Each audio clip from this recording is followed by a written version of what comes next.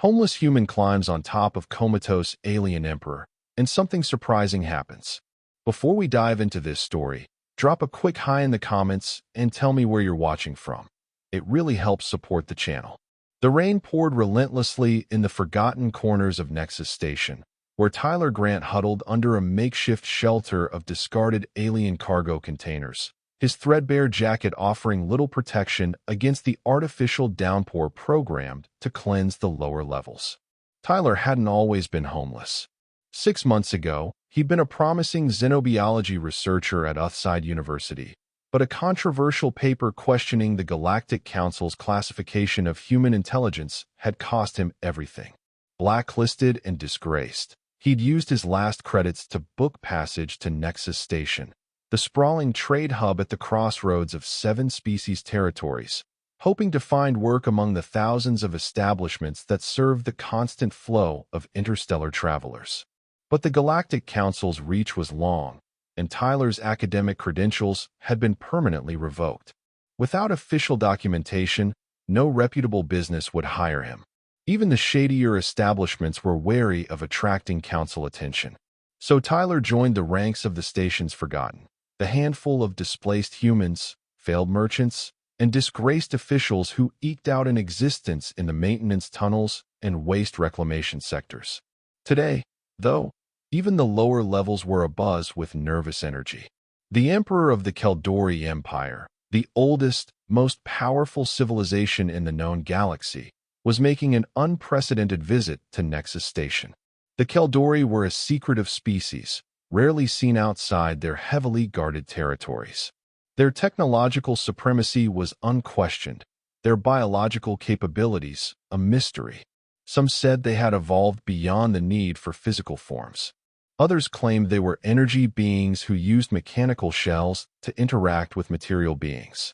The rumors spreading through the station's underbelly suggested this was the Emperor's first public appearance in over 2 centuries.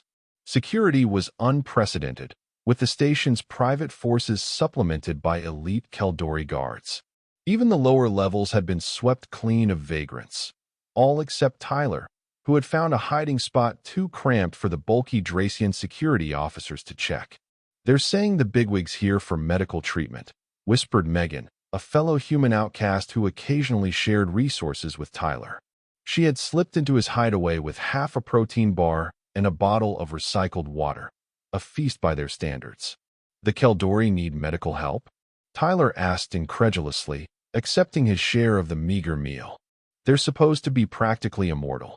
Megan shrugged. "That's the rumor. Something about their emperor being in some kind of coma. They've got him in the old quarantine facility on level 12. Tyler's scientific curiosity stirred.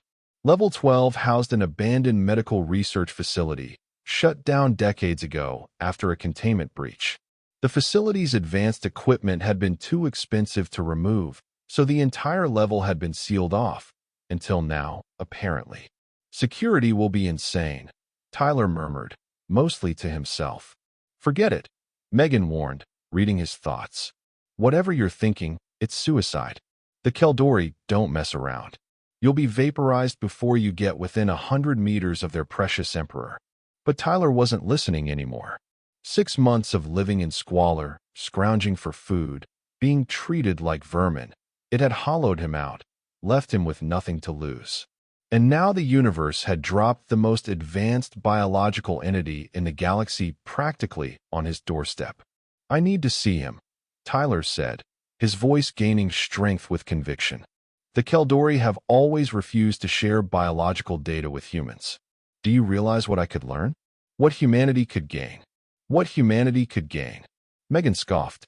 "You mean what you could gain? This is about your reputation, isn't it? You think discovering something about the Keldori will get you back into academia's good graces." Tyler didn't deny it. "Maybe, but I'm still a scientist. And this is the opportunity of a lifetime." Megan shook her head. "It's your funeral." She paused at the entrance to his hideaway. "If by some miracle you don't get killed, there's a service shaft that connects the waste processing on level 8 to the old medical wing on level 12. It was used for disposal of biological materials. Probably locked tight, but, well, good luck." Before Tyler could thank her, she was gone, disappearing into the labyrinth of maintenance corridors that had become their home. The service shaft Megan mentioned was indeed locked, but the station's infrastructure was aging, and the security systems hadn't been updated in years. Tyler's months of scavenging had taught him tricks that no respectable scientist would ever have learned. 3 hours of careful work with salvaged tools, and the access panel surrendered. The shaft was narrow and pitch black, forcing Tyler to navigate by touch alone. The stale air grew thicker as he ascended, carrying the faint tang of disinfectant that had lingered for decades. When he finally reached level 12, he found himself in a dimly lit storage room filled with outdated medical equipment. The facility beyond was eerily silent. Emergency lighting cast long shadows across abandoned research stations and dust-covered examination tables. Tyler moved cautiously, expecting to encounter guards at every turn, but the corridors remained deserted. It made no sense until he remembered the rumors of the Emperor's condition. Perhaps the Keldori had minimized the security presence to maintain secrecy about their leader's vulnerability. A soft, pulsing glow emanated from beneath a door at the end of the main corridor. Tyler approached cautiously, pressing his ear against the cool metal. Silence. With a deep breath, he triggered the door mechanism, surprised when it slid open without resistance. The chamber beyond defied his expectations. Instead of a high-tech medical suite, the room contained what appeared to be a garden. Living plants, real ones, not the synthetic varieties commonly found on space stations, created a lush environment that reminded Tyler painfully of Earth. At the center of this unexpected oasis lay a raised platform, and upon it rested the most alien being Tyler had ever encountered. The Keldori Emperor was massive, at least 3 meters long, with a body that seemed to flow rather than maintain a rigid shape. The iridescent surface of its skin shifted constantly, like oil on water, revealing hints of complex internal structures. Where a head might be expected, a cluster of sensory organs formed patterns that rearranged themselves even as Tyler watched. There were no obvious limbs, yet the being gave an impression of terrible power, even in repose. Most striking was the network of crystalline structures embedded throughout the Emperor's body.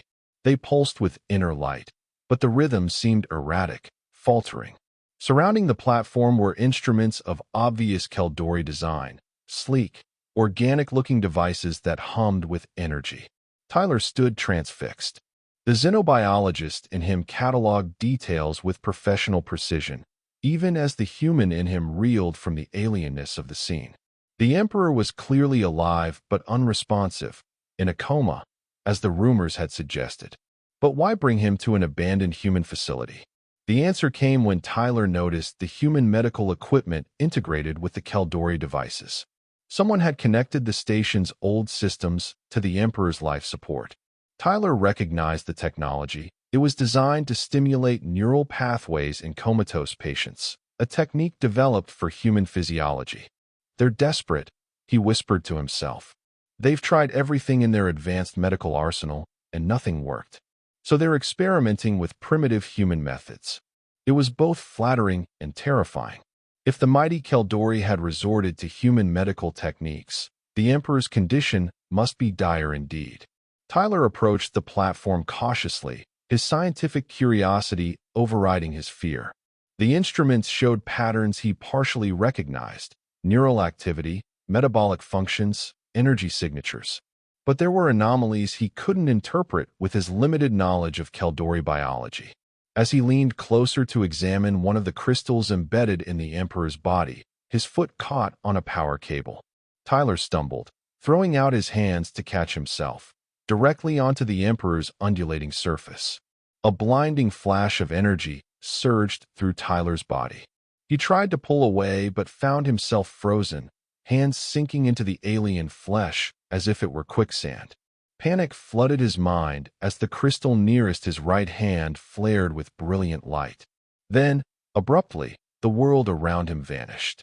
Tyler found himself standing in an impossible space, a vast, starlit void that stretched infinitely in all directions. Beneath his feet, What appeared to be a floor of liquid silver rippled with each step. "Hello," he called, his voice sounding flat and lifeless in the strange environment. "Is anyone here? You are not Keldori." The voice came from everywhere and nowhere, filling the void without seeming to originate from any particular direction. It was neither male nor female, young nor old, simply present, like a thought in his own mind. A form coalesced before Tyler, humanoid but clearly not human, with the same shifting iridescence he had observed in the Emperor's body. Unlike the Comatose being on the platform, however, this entity moved with fluid grace, regarding Tyler with organs that might have been eyes. "You are human," the entity continued. "Primitive. Limited. Yet you are here, in the thought space." "How?" Tyler struggled to comprehend. "Thought space? I don't understand. I was in the medical facility on Nexus Station, and I touched." Realization dawned. "Are you the Emperor?" The entity rippled, its form briefly destabilizing before reconstituting. "I am Viridian, 9th Emperor of the Keldori Dominion, and you have invaded my mind." "That's impossible," Tyler protested. "I'm a xenobiologist, or I was. I know the theoretical limits of interspecies neural connection. Our brains are too different, our neural architecture incompatible. Yet here you stand," Viridian responded, circling Tyler with growing interest. "A primitive primate, somehow bridging the gap that has kept your kind isolated from the greater consciousness of the galaxy." Tyler's scientific mind raced. "The crystal, the one that lit up when I touched you. It must be some kind of neural interface. But why would it work with human physiology?" Viridian's form grew still. "It should not. The crystalline nodes are uniquely attuned to Keldori biology. They have never responded to any other species."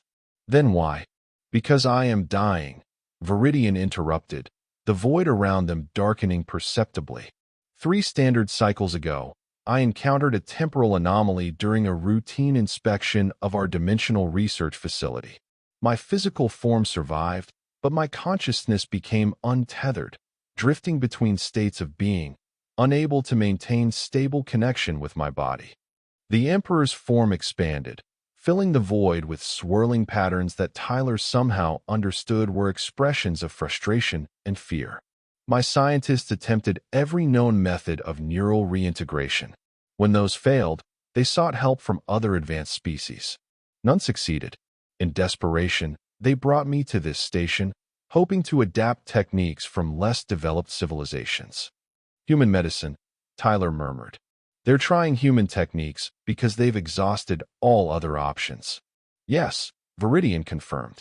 "A humiliating last resort. The Keldori have always considered humans to be barely sentient, clever animals who stumbled upon space travel before developing the wisdom to use it properly." Under normal circumstances, Tyler might have been offended by the casual dismissal of his species. But the scientist in him recognized the extraordinary opportunity this situation presented. "Your consciousness is intact, but disconnected from your physical form," he reasoned aloud. "The human neural stimulation equipment must have created a pathway that allowed me to access your thought space when I made physical contact." "A theory," Viridian acknowledged, "but it does not explain why you, specifically, could establish this connection when my own kind cannot." Tyler had no answer. He was nobody special, a disgraced academic, living on the margins of society. Yet somehow, he had achieved what the advanced Keldori could not. "How long have you been like this?" Tyler asked. "Time passes differently in thought space," Viridian replied. "But in your linear reality, approximately 3 of your Earth months." 3 months. The same amount of time Tyler had been homeless on Nexus Station. A coincidence, surely, yet it nagged at him. "Your Emperor's guards will be checking on him soon," Tyler said.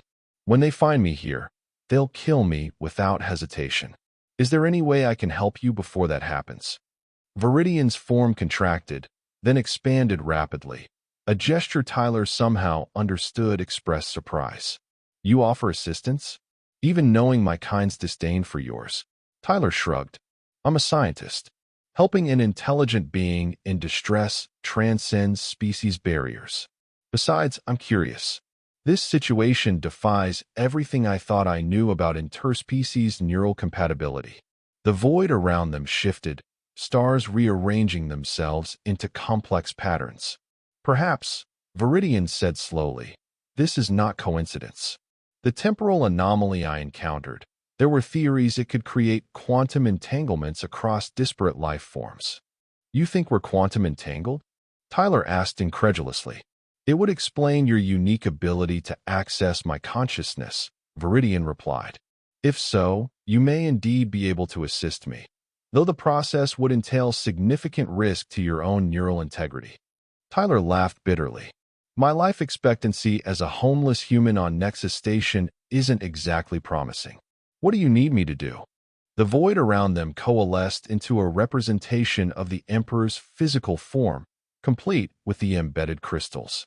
One crystal, located near what Tyler assumed was the equivalent of a central nervous system, pulsed with unstable energy. This node regulates consciousness integration, Viridian explained. The temporal anomaly disrupted its frequency. My scientists attempted to recalibrate it, but the damage spread to adjacent nodes. If you can synchronize your own neural patterns with the damaged node, it may establish a stable connection through which my consciousness can return. And if it doesn't work? Tyler asked. Then the feedback could destroy both our minds. Viridian answered simply. As I said, significant risk. Before Tyler could respond, the void shimmered, reality briefly bleeding through. My guards are approaching, Viridian warned. You must decide quickly. Attempt to help me, or flee while you still can. The practical choice was obvious. Tyler should disconnect from this thought space, escape through the maintenance shaft, and return to his hidden corner of the station. The odds of successfully helping the Emperor were minimal, the consequences of failure catastrophic, and the gratitude of the Keldori far from guaranteed even if he succeeded. Yet as the void flickered around him, Tyler felt a strange certainty settle in his bones. This moment, this impossible connection between a homeless human and the most powerful being in the galaxy, was not random chance. Whether through quantum entanglement or some greater cosmic design, their paths had crossed for a reason. I'll help you, Tyler said firmly. Tell me what to do. Relief emanated from Viridian's form. When you return to physical space, place both hands on the primary crystal, the largest one near the center of my body. Focus your thoughts on a single memory, something emotionally significant, with strong neural associations. The interface will use that as an anchor point. A memory, Tyler repeated. Any specific type? One that defines you, Viridian suggested. A moment of transformation or revelation. The stronger the emotional imprint, the more stable the connection. The void flickered again, more violently this time. They are here, Viridian warned. Preparing security protocols. You have moments at most. Wait, Tyler said urgently. If this works, if we save you, what happens to me? Your guards will still see me as an intruder. Viridian's form began to dissolve as the thought's pace destabilized. I cannot guarantee your safety, the Emperor admitted.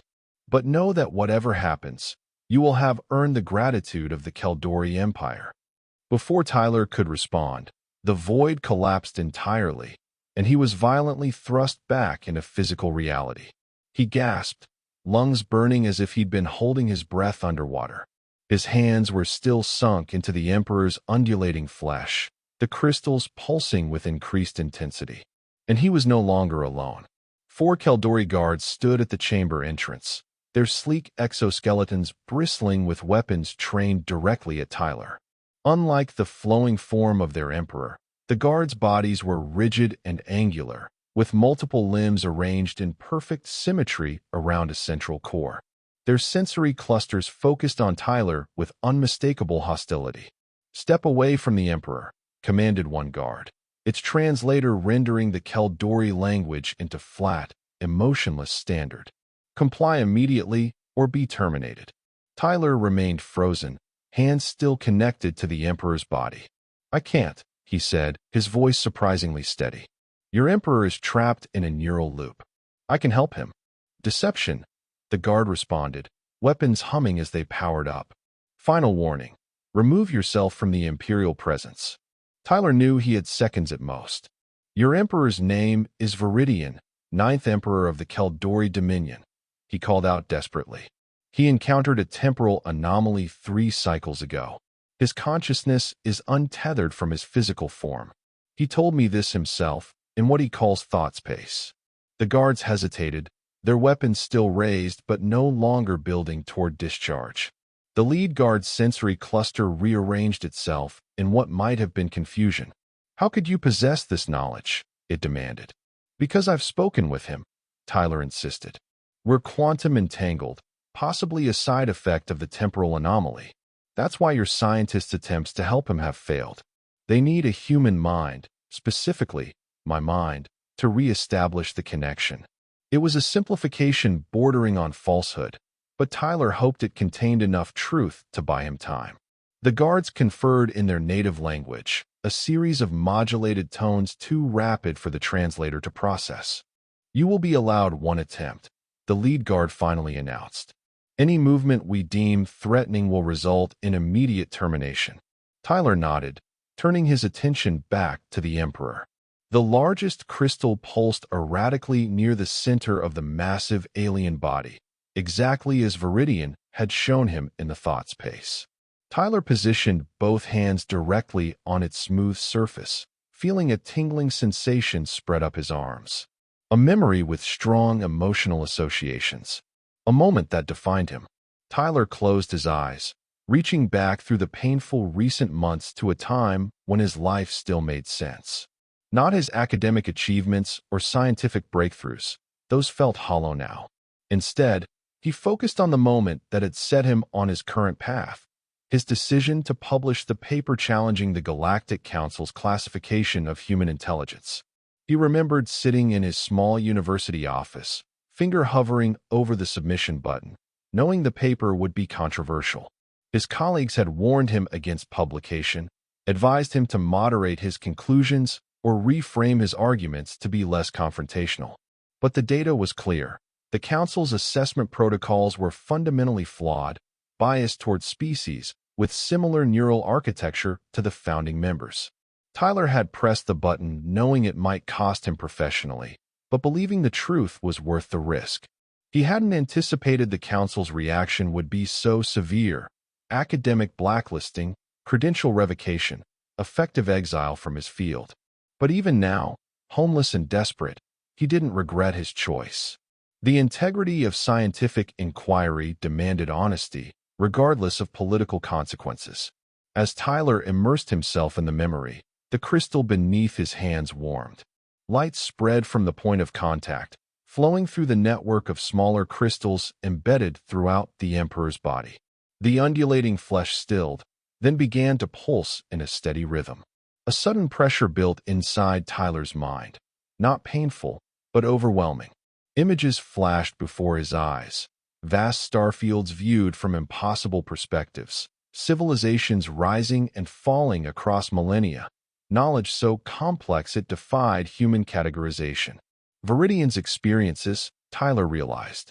The memories of a being who had lived for centuries, witnessed the birth and death of stars, guided an empire across the cosmos.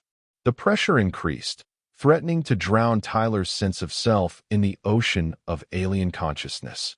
He fought to maintain his identity, clinging to his core memory, the moment of choice, of standing for truth despite the consequences. Just when Tyler felt his mind beginning to fragment under the strain, the pressure abruptly vanished. The crystal network flared with blinding intensity, then settled into a synchronized, steady glow. The Emperor's body contracted, then expanded in a smooth, deliberate movement. Tyler stumbled backward as his hands were released from the alien flesh. He fell to his knees, exhausted beyond measure, vision blurring at the edges. Through the haze, he saw the Emperor's form rising from the platform, not lying prone as before, but hovering upright, reorganizing itself into a more complex configuration. The guards immediately prostrated themselves, sensory clusters pressed to the floor in obvious reverence. Imperial Majesty, they intoned in unison. You have returned to us. The Emperor, Viridian, turned what Tyler assumed was its attention toward him. Unlike in the thought space, there was no humanoid approximation here. The being before him was utterly alien, a symphony of shifting iridescence and geometric precision. This human has accomplished what the finest minds in the Dominion could not, Viridian announced, its translated voice resonating with authority. He will be accorded full honors as Imperial Savior.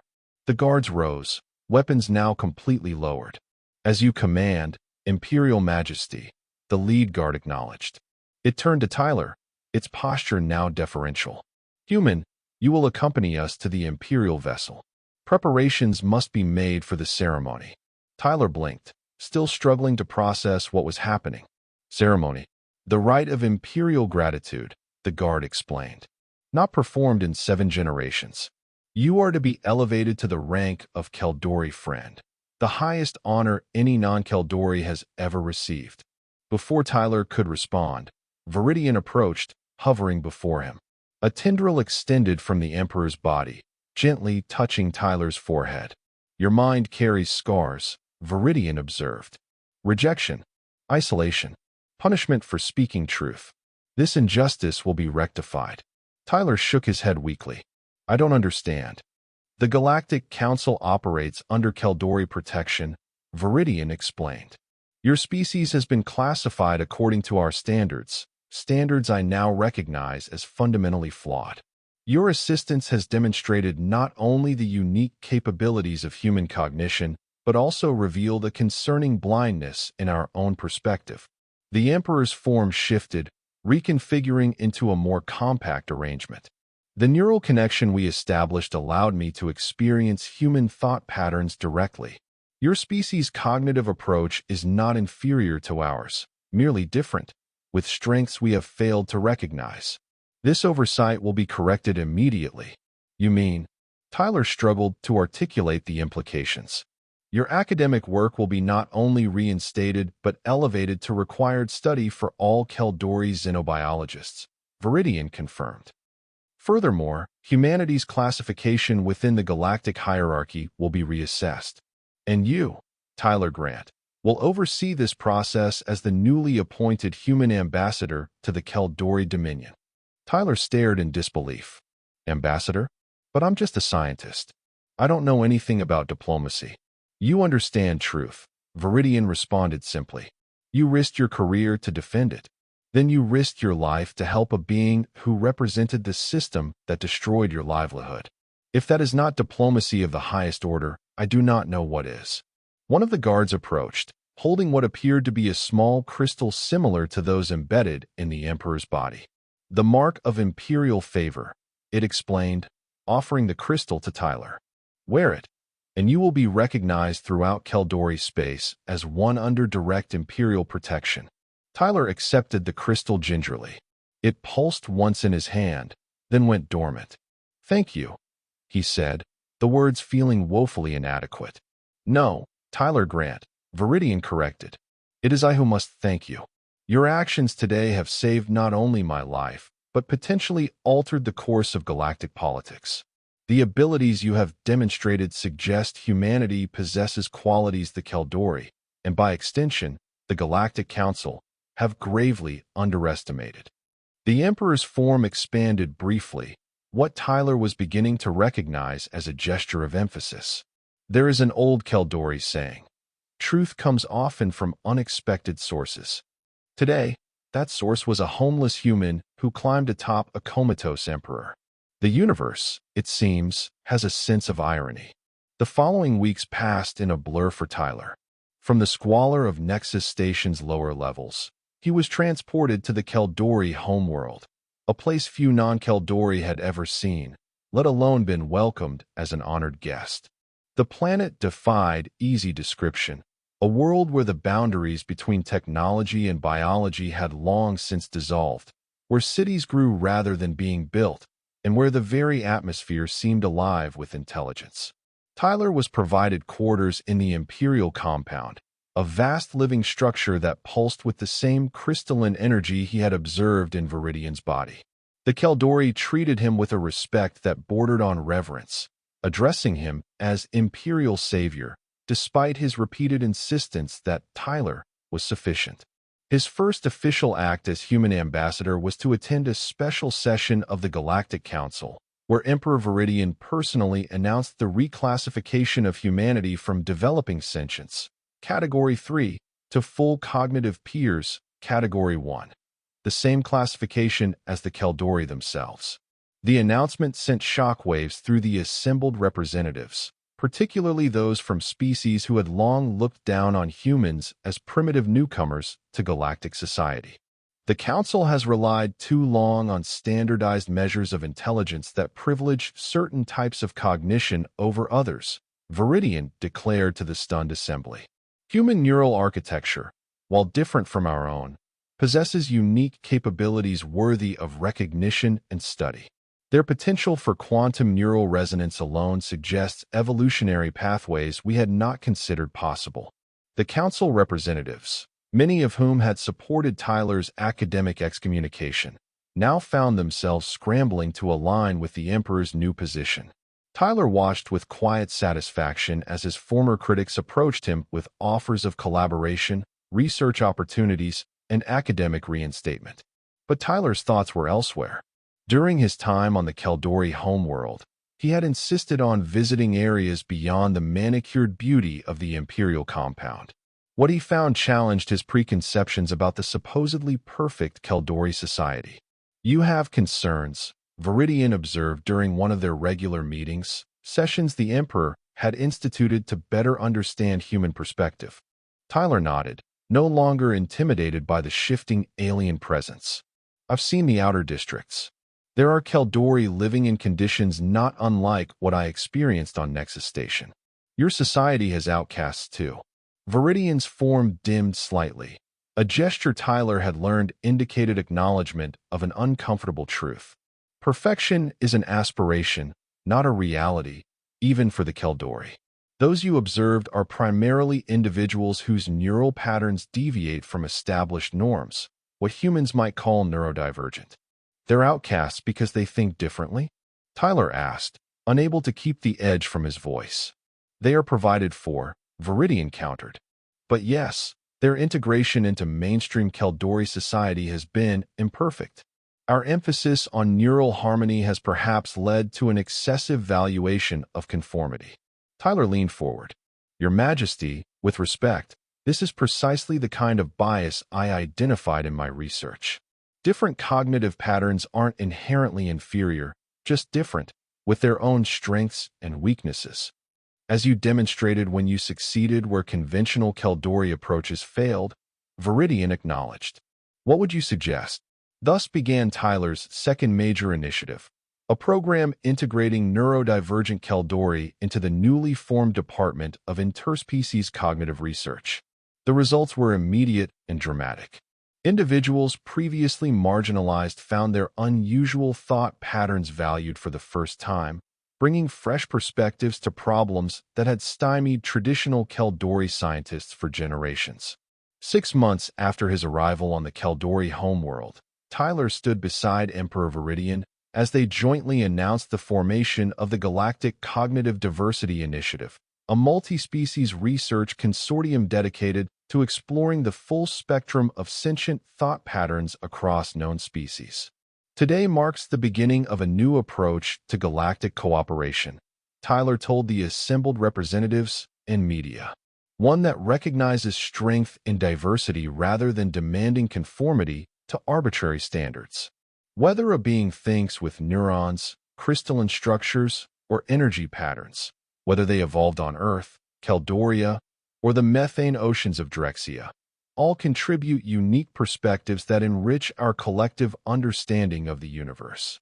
The speech was broadcast across thousands of worlds, including Earth, where Tyler's family watched in amazement as their son, last heard from in a brief message about taking some time away from academia, addressed the galaxy alongside the legendary Keldori Emperor. After the ceremony, Viridian approached Tyler in a private chamber away from the crowds. The Emperor's form seemed somehow more relaxed in Tyler's presence now, less rigidly formal, more fluid and expressive. You have accomplished more in 6 months than many accomplish in lifetimes, Viridian observed. The Cognitive Diversity Initiative will change how species interact for generations to come. Tyler smiled. I had help, and a rather dramatic introduction to Keldori leadership. Indeed, Viridian agreed, a ripple of amusement passing through its form. I have been contemplating that first encounter. How a homeless human climbing atop a comatose emperor could lead to such profound changes. I've been thinking about that too, Tyler admitted. The quantum entanglement you mentioned, could it have been deliberate? Part of the temporal anomaly's function rather than an accident. Viridian's form stilled. You suggest intelligent design behind our connection? Not necessarily, Tyler clarified. But the timing seems significant. Your consciousness becomes untethered just as I find myself homeless on Nexus Station, both of us outcasts in our own way. Then circumstances bring us together at exactly the moment when both our societies need to reconsider their assumptions about different types of minds. A compelling coincidence, Viridian acknowledged. Or perhaps something more. The universe contains many mysteries still beyond even Keldori comprehension. Tyler gazed out through the chamber's transparent walls at the crystalline cityscape beyond. Whatever the cause, I'm grateful. Not just for the personal reversal of fortune, but for the chance to make a real difference. As am I, Viridian replied. The Emperor extended a tendril, lightly touching the crystal Tyler now wore as a pendant, the mark of imperial favor. This connection between us remains active, you know? A permanent neural bridge between human and Keldori consciousness. The first of its kind, but perhaps not the last. Tyler nodded, having sensed as much. Since the initial joining of minds, he had occasionally experienced flashes of awareness that were not his own, glimpses of the world through Viridian's perception, moments of connection that transcended species barriers. Do you think other humans in Keldori could establish similar connections? He asked. With time and proper technique, yes, Viridian confirmed. Our scientists are already exploring the possibilities, guided by the neurodivergent researchers you integrated into the program. The implications extend beyond our two species. Imagine a galaxy where barriers between minds become permeable, where direct experience of another's consciousness becomes possible. Genuine understanding instead of translation, Tyler mused. It would transform everything from diplomacy to art, science to philosophy. Indeed, Viridian agreed. And it began with an act that, by all conventional wisdom, should have failed catastrophically. A homeless human climbed atop a comatose alien emperor, and something surprising happened.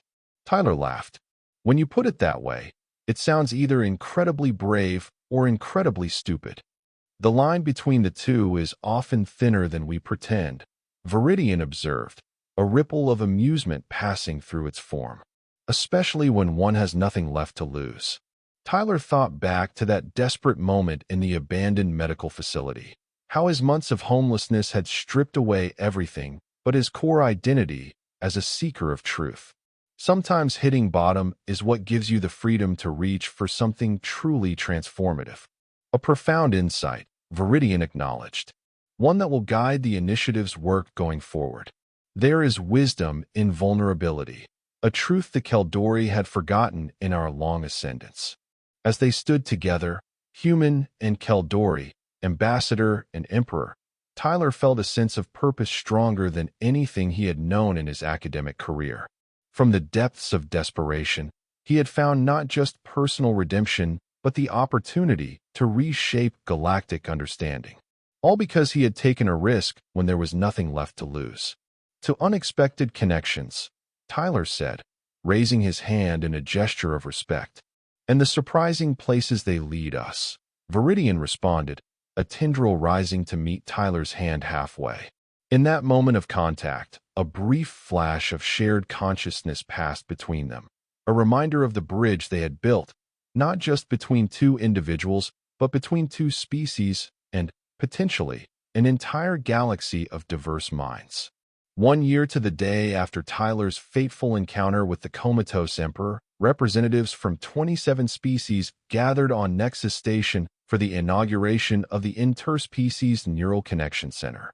The facility had been built on the exact site of the abandoned medical research wing where Tyler and Viridian had first established their unprecedented mental link. Tyler, now serving as both human ambassador to the Caldori and director of the Cognitive Diversity Initiative, stood at the podium before the assembled dignitaries. Beside him hovered Emperor Viridian, whose public appearances had increased dramatically since their connection. A year ago, in this very location, an improbable encounter changed the course of galactic history, Tyler began. Not through military might or technological superiority, but through the simple act of connection across seemingly insurmountable differences. He gestured to the sleek facility behind him, a marvel of collaborative design incorporating elements from all participating species. Today, we open a center dedicated to the proposition that understanding begins with experience. Within these walls, volunteers from across the galaxy will learn to establish the same kind of neural bridges that first connected human and Caldori minds. Megan, no longer homeless, now serving as Tyler's chief of staff, stepped forward with a crystalline ribbon stretched across the entrance. Tyler and Viridian moved to either side of it, each reaching for one end. To a future where the barriers between minds become as permeable as the barriers between stars, Tyler declared. And to the unexpected wisdom found in unlikely places, Viridian added. Together, they touched the ribbon, which dissolved in a shower of light, officially opening the center. As the assembled crowd moved inside to tour the facility, Tyler found himself approached by a young human woman, a student from Earth University, according to her identification badge. Ambassador Grant, she said nervously. I've been studying your original paper on cognitive diversity metrics. The one that got you. She stopped, embarrassed. The one that got me blacklisted? Tyler finished with a smile. It's all right. History has a way of reassessing controversial ideas. Yes, sir, she agreed eagerly. That's actually why I wanted to speak with you.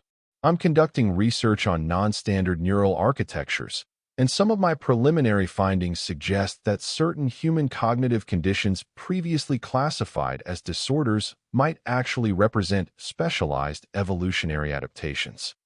Tyler nodded encouragingly. Similar to what we've discovered with neurodivergent Caldori. Their different thought patterns aren't defects. They're specialized tools for approaching problems from unique angles. Exactly, the student exclaimed. But my academic advisor says the hypothesis is too speculative, too controversial. He's advised me to pursue something more conventional. Tyler felt a sense of déjà vu wash over him. What's your name? Lily, she replied. Lily Dawson. Well, Lily, Tyler said. A year ago, I was living in a makeshift shelter on the lower levels of this station because I chose to publish controversial findings. Today, those same findings are transforming our understanding of sentient cognition across the galaxy. He reached into his pocket and withdrew a small crystalline object, similar to his mark of imperial favor, but smaller. This is an invitation to join the initiative's student research program. We fund independent thinkers whose ideas challenge conventional wisdom. Submit your proposal directly to us, and I promise it will receive fair consideration. Lily stared at the crystal in disbelief. Just like that?